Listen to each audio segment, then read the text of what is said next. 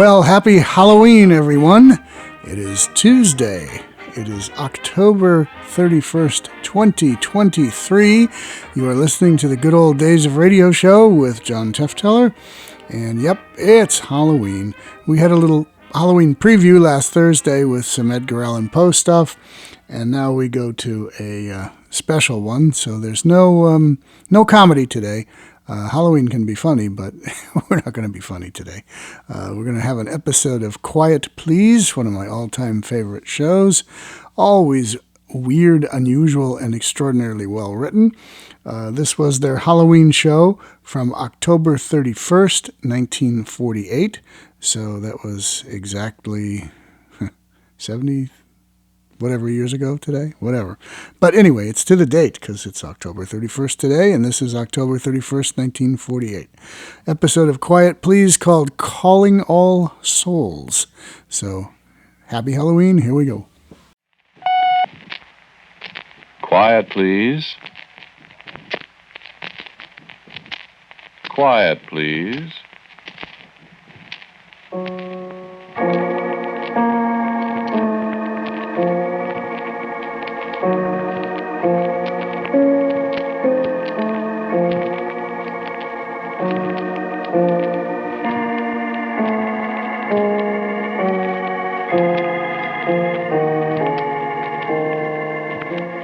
The American Broadcasting Company presents Quiet, Please, which is written and directed by Wyllis Cooper, and which features Ernest Chappell.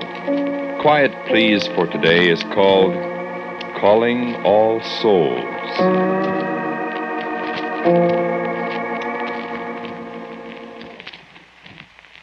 I tell you what happened last Halloween, or All Souls, or All Hallows, or whatever you call it in your part of the country. I bet you can't guess where I was. Well, I was a couple of places. But where I started, I was sitting in a tight little room in a great big house. You ever been west? Well, you know when you cross the Mississippi River on the Santa Fe from Illinois to Iowa, about 4 or 5 hours out of Chicago, Fort Madison, Iowa? Ever notice that great big place right alongside the riverbank to your right? The big high walls and the towers and the big gates. That's right, the Iowa State Prison. That's where I was last Halloween. In a little cell. Oh, very comfortable. All by myself. Waiting.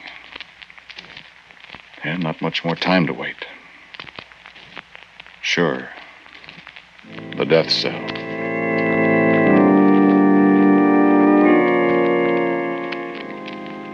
I was just sitting there playing solitaire on the edge of my bed, trying not to think of what was coming up and thinking of nothing else but that. I was pretending I'd paid the house $52 for the deck, and the house would pay off $5 for every card I got up in the top row. I was $32 to the good this particular hand. I didn't hear anybody come up. I didn't hear anybody except the guard walking around, till this voice spoke to me. Red 9 on the 10 of clubs, Lewis. Oh. Hello, Delbert. Yeah, that's right. Coming in? Yeah.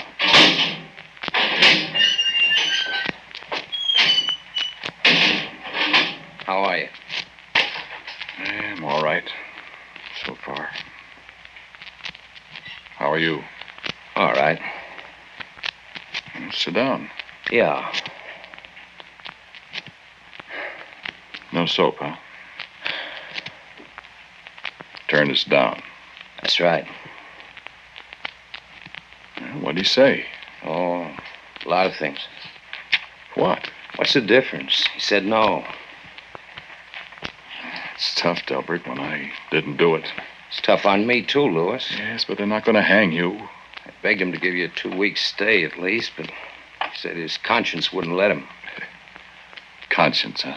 He said if he felt I could turn up anything at all in 2 weeks, he'd be tempted to give you the benefit of the doubt. You've had 3 stays now. And... Could you turn up anything? Lewis. Yeah, I know. I've done everything I could. I know. But I didn't do it, Delbert. I know you didn't. But proving it. You want to play cards? I guess I don't want to play either. Well, I've done my very best, Lewis. My very level best. I know. It's pretty tough on me, though, ain't it? Certainly is. No hope at all? No hope at all. No witnesses, plenty of motive, your fingerprints all over everything? I remember. Only I didn't do it. Who did? You got any idea, Lewis? No idea at all. I thought maybe. I just opened the door after I'd knocked a dozen times. I just opened the door. There they were on the floor, I told you. I know. And I was so shocked. You know, I couldn't help it. I tried to... That's how I got the fingerprints all over. You told me. I admit I didn't like Harris. I didn't go for Etta very much either. But I didn't kill him, Delbert. You told me. I just went out there to ask him to let me have however much he could of that $2,000 he owed me for the pigs. You should have made all those statements about how you were going to get the money or else. I know it. He shouldn't have gone through his desk looking for the money either. I don't know why the dickens you did that. Well, I don't know either, but I said I was shocked.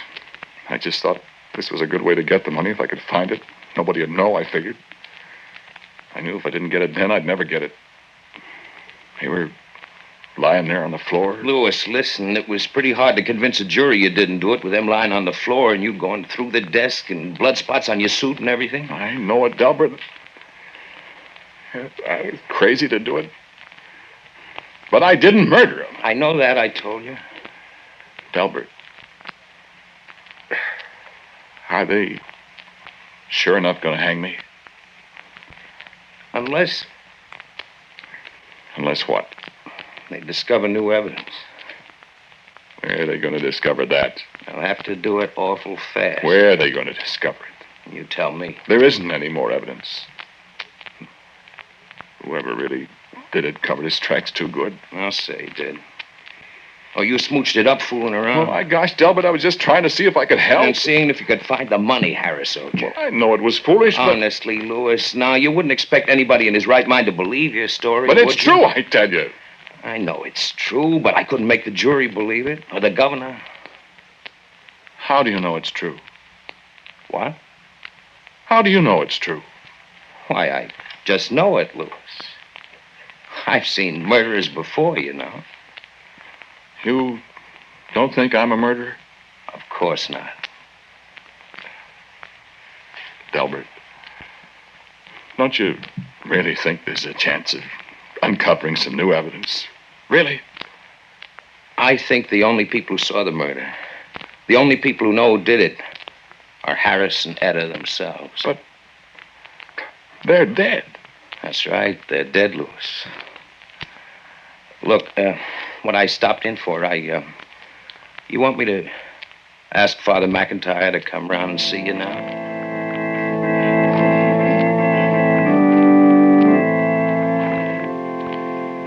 "13 steps up with your hands fastened behind you. 13 steps.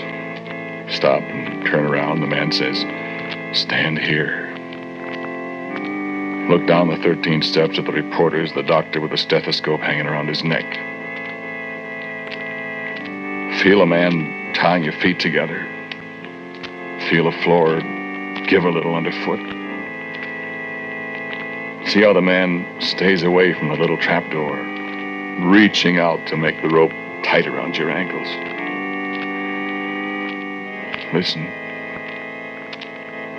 Father McIntyre's voice in your ear. A little rustling behind you and a black hood over your head, and you can't see anymore. But you can feel the rope as it brushes against your neck, a little hairy and creepy crawly on your skin. And the weight of the knot, 9 turns on your shoulder. The floor gives a little underfoot. No, I can't. I can't. I thought I didn't do it. I tell you, I didn't do it. All I could think of was what my lawyer said, what Delbert said before he got up and opened the door and went away. The only people who saw the murder, the only people who know who did it, are Harris and Etta themselves. And Harris and Etta knew I didn't do it. Maybe they didn't know who it was that did it, but they did know that I didn't do it. Maybe they didn't. And maybe they did. Maybe they did know. Maybe they could tell me. Maybe they could discover some new evidence, the way Delbert put it. Maybe they could tell me where to go, who to look for, what I'd find. I could tell it all to Delbert. He could go tell the governor, and I'd get a stay. Maybe the evidence would be good enough so they'd let me go. Maybe they wouldn't hang. But Harris is dead. And Etta's dead. I saw them dead on the floor of their house when I went. And they accused me of murdering them. They found me guilty. I'm in the death cell, waiting. Harris, Etta, don't let me die. Don't let them. Etta, Harris, have mercy on my soul.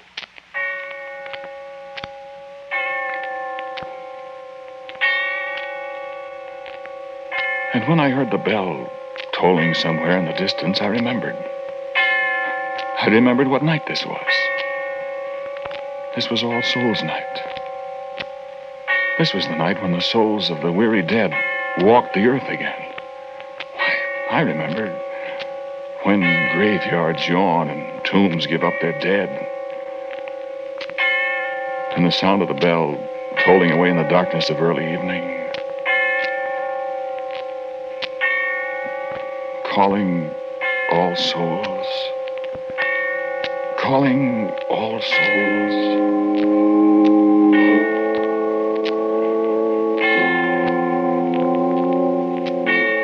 And I wondered if my soul had to leave my body when I walked up the 13 steps, and after, if my soul had to leave my body then, why could it not leave my living body for a while and go seeking after the others that stepped from the tomb this night? The souls of the weary dead, the souls of the unhappy dead, the murdered, the kindly souls that knew.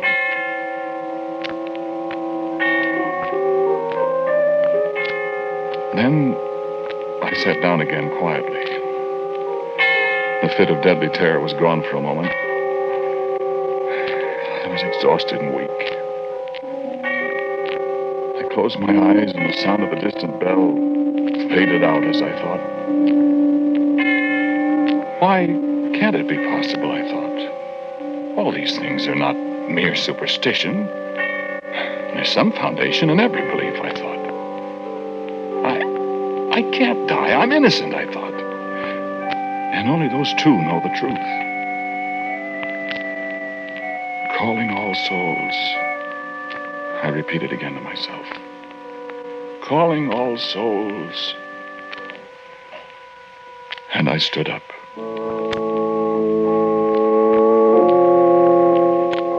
I stood up in that brightly lighted, sorrowful place. And as I rose, I turned to look behind me. And there, on the bed, still in an attitude of despair, sat my body. And in a flash of darkness, the place faded away, the stone walls and the iron bars and the bare, narrow bed, the man in prison uniform seated motionless on its edge. And I stood alone in the darkness of a place I knew. Tall marble shafts gleaming faintly in the starlight, curving gravel roadways hedge-bordered, and the scent of moldering flowers in the darkness. The dry rustle of a weather-beaten flag at the head of a low mound beside me. And loneliness, all aloneness pressing inward upon me like a living thing. The eve of All Souls. And suddenly, quietly in the cold shadows, little whispers of innumerable voices. The voices of the wandering souls that hastened past me, seeking their dusty desires across the face of the world they once all knew. And then a voice, speaking to me in the dark, speaking my name in the darkness, calling me. Louis. And another voice. Louis. And I knew I had won, for these were the voices of the two they said I murdered. Why, of course you didn't, Louis. Of course you didn't. And a little child, a little boy, ran up in the darkness and took my hand and laughed to hear my name. You remember little Tommy, our little boy that died when he was 6? And I remembered. And in the darkness I saw many another I'd all but forgotten. Charlie Cullum, that was killed at Romaine in the Argonne 30 years ago. Albert Newhouse, my Boy Scout comrade that drowned so many years ago. Grace Williams, who died at her husband's hand. Crowds and crowds of the ones who had gone before, spending this, their brief holiday on their well-loved earth. And I, the only living soul among them, spending my brief moment with them to seek my life from them. On All Souls' Eve a year ago, with Etta and Harris there. And I said, help me. And Etta answered me. What is there we can do now, Louis? You know I didn't kill you, Etta. Of course. Of course. They're going to hang me for it. You didn't do it. But how can I prove it? Delbert said if we could find new evidence. There's plenty of evidence, Louis, to be found. Where? How? Why, let me see. He found the money. That's why you couldn't find it, Louis. But if he found the money, it must be gone by now. No, he has some of it left. What good does that do? Why, there's a list of the numbers of the bills somewhere. They looked for it. They couldn't find it. Have them look in the bedroom, Louis, behind the 3rd drawer in my chest of drawers. I know where it is. It fell down there. Oh, that's wonderful. But what good will it do now? Unless you tell me. There's plenty of evidence, Louis, if you'll just look for it. He ripped his coat on the catch of the living room door. There's threads there that could be identified. You know who did it? You know who did it? Yes, we know. Yes, we know. Then tell me. Tell me, and I'll see. Delbert will see that he confesses. Look, I tell you, they're going to hang me for it. Do you hear? Tell me. Oh. And you still hate me. And you haven't learned mercy since you... You're going to let me die because you hated me while you were alive. Louis. You're going to carry it beyond the grave. You're going to keep it to yourself and let me hang. You hated us, Louis. Yes, I hated you and I hate you now. Ghost or no ghost, soul or no soul, I hate... No, Harris, have pity on me. It's all over now. There's no use hating me. Don't you hate the man that killed you? Don't you? No, Louis, no. We don't hate him. But you hate me. You're going to let me die. You know I'm innocent. You're going to let me die just because we didn't like each other on Earth. Louis, listen to us.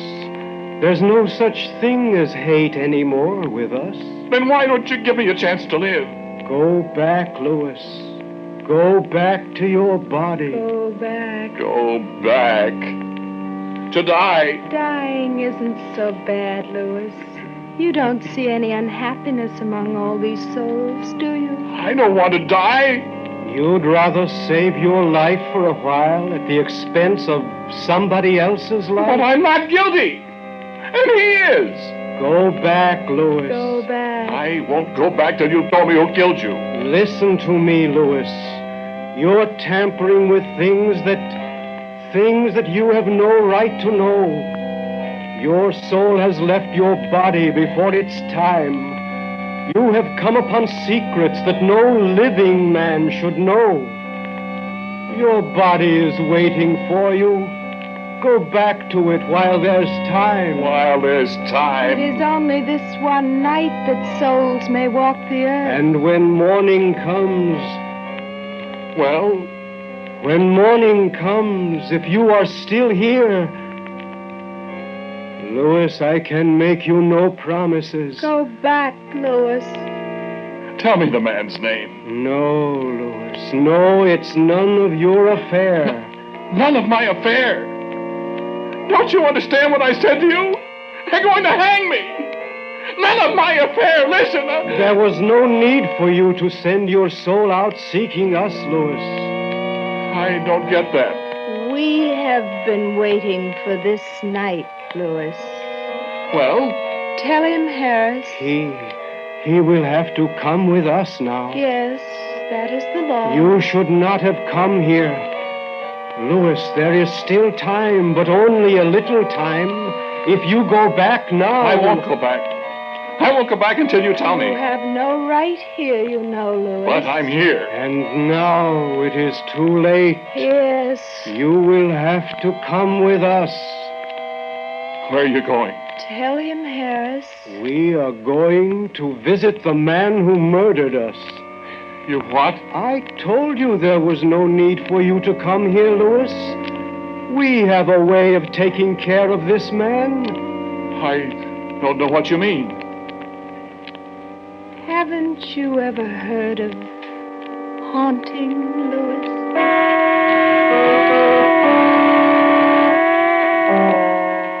Come with us now, Louis. No. You must come.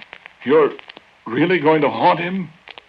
And make him confess? We are going to appear to him, Louis. What he will do, we cannot say. But when he sees us... Well, then I'm going back to the prison. No. I'll go back and I'll call the warden. I'll get Delbert. Tell him that there'll be a confession. Delbert will get me a stay of execution. Then when he confesses, I'll be... Who is it, Harris? Come with us and you will see. No, I'm going back to the prison. I told you. Get things all set up. No, you changed your mind too late, Louis. Too late? Why? No, Louis. You have meddled too much. You have gone too far. The souls of the living have no place here. But you have come. We told you to go back while there was time, Louis. Yes, but... Now you must come with us. No. No. I want to go back. Come, Louis.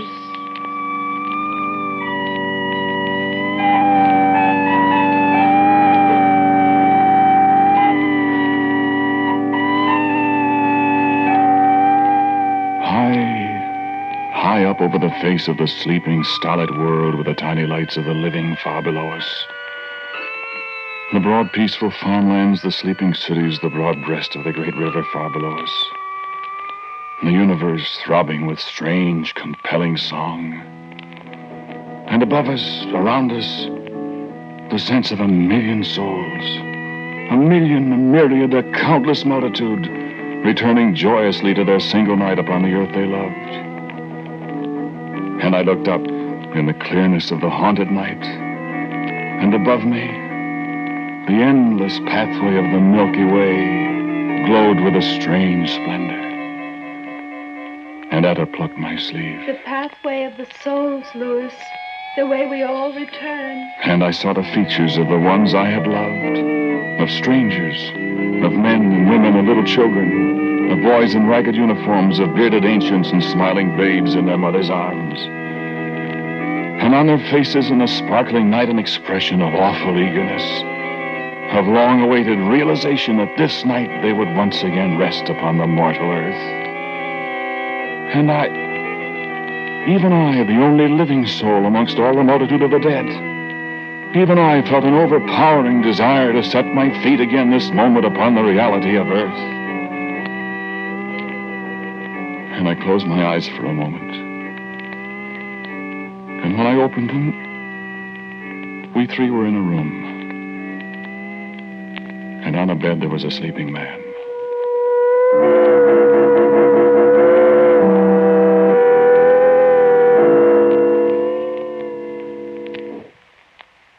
Where are we? Is this the man? This is the man. This is the man. Who is he? Go and look. No. Go and look. I don't want to. Go and look, Louis. You must go and look, Louis. He lay there, sleeping as innocently as any child. And covers were drawn up about his face as if he were shutting out some childish fancy of boogeymen in the dark. But I knew him for a wicked, guilty man, a man who held my own life in jeopardy. Look at him, Louis. Look at him, Louis. And I lifted up the comforter that hid his face and bent down to look at him.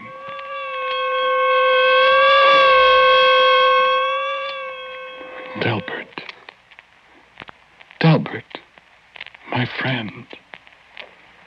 The man who had defended me in the courtroom and lost. The man who had gone to the governor, or had he gone, to plead for my life. Delbert. The man who told me, of course I know you didn't do it. Of course he knew. He alone of mortal men knew the murderer. For the defender of the accused man was the murderer himself. Wake him, Louis. No. Wake him. Delbert. Delbert. Delbert, wake up.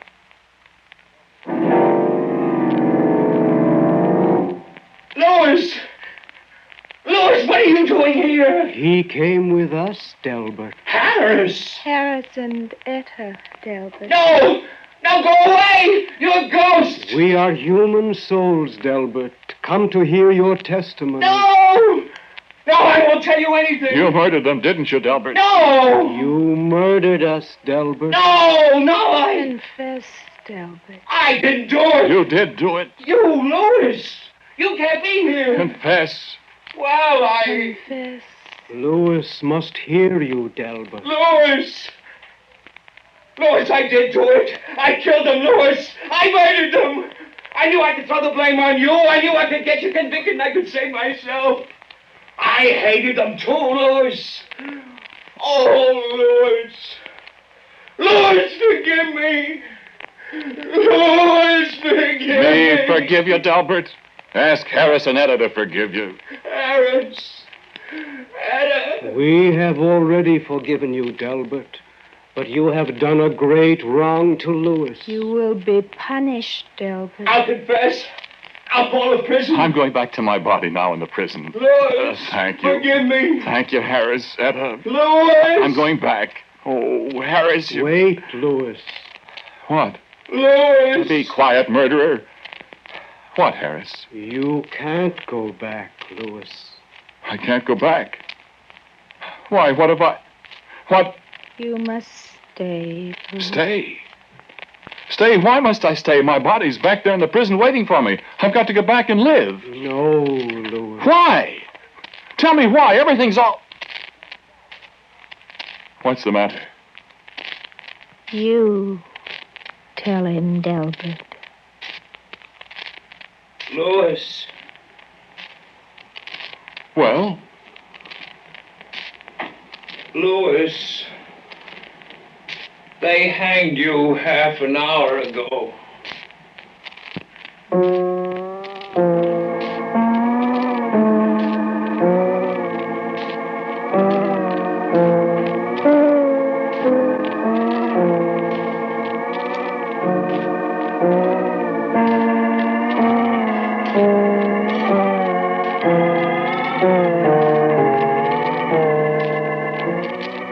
The title of today's Quiet Please story is Calling All Souls. It was written and directed by Wyllis Cooper, and the man who spoke to you was Ernest Chappell. And Kermit Murdoch played Delbert. Harris and Etta were respectively Ralph Schoolman and Mary Patton. Mr. Cooper and I are very grateful for the superb efforts of Albert Berman, who was always responsible for our Quiet Please music. Now, for a word about next week, here is our writer-director, Wyllis Cooper. Thank you for listening to Quiet Please again. Next week I have a story for you called Adam and the Darkest Day.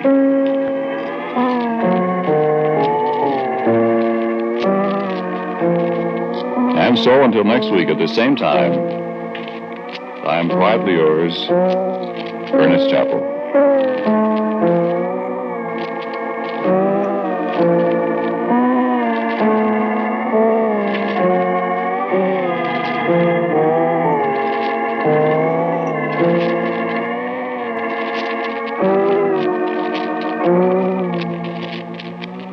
And now, a listening reminder. David Harding Counterspy is a name that means action, excitement, drama each time his efficient law enforcement organization exposes another racket. Hear Counterspy this afternoon over these ABC stations. This is ABC, the American Broadcasting Company. WJZ, New York's first station. WJZ AM and FM. Okay, sorry for the sound fluctuations in the last part of that. Nothing I could do about that, and I don't even like to present shows like that here on our program, but that's one of my favorite series of all time, and that's just the way it is. There's probably some kind of artificial intelligence out there that could fix all that, but I don't know for sure, but maybe somebody will do that someday. Or maybe the actual transcription discs will finally come to light wherever they're hidden, and we can redo them and have them in much better sound quality than we do now. But that's the best we could come up with, and the story itself was good as usual. Nice twist ending there with the guy being already dead when he tried to go back to his body. Anyway. All right, Halloween 1948 and Halloween 2023. This is John Tefteller in the Good Old Days of Radio show. We'll be back next week, resuming a normal schedule of comedy and back to more radio noir when we wrap up that series in the next few weeks. So that be it. Happy Halloween, trick or treat, don't overdose on candy, have fun, goodbye.